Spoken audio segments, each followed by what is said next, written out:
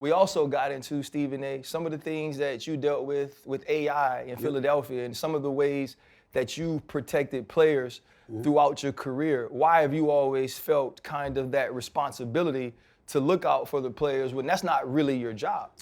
Well, to me, it is my job.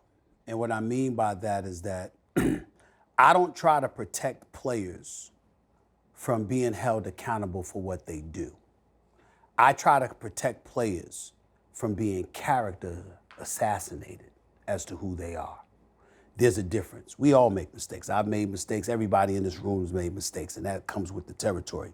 But what I'm not gonna do as a black man in a position of influence is allow folks to look at another black athlete or another black person who happens to be an athlete, because I tried to be. He was one. He was one. I tried to be. You were one. I tried to be.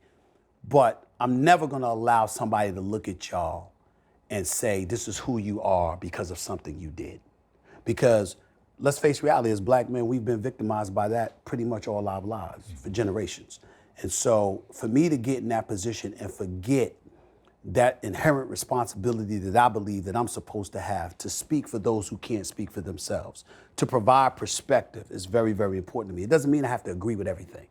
What it means is that I want to make sure to articulate where you're coming from so people can understand that and judge it according to that, as opposed to judging it according to what they want to believe about you off bat. And I've always felt that responsibility to players. And I think the thing that's hard in today's generation, because of the advent of social media and all of that stuff, is that people see the headlines and they get caught up in all of that.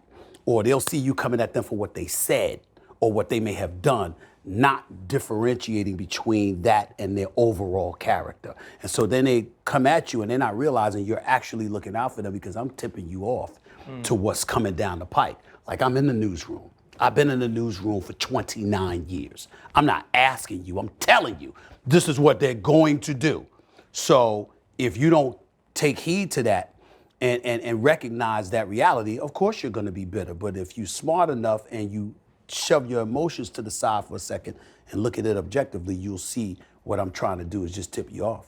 Hold up, limitless, niggas to me can't pin in it. I fought the head to witness it. Get my people feeling militant. Way I'm feeling, get me up. On the mission, get me up.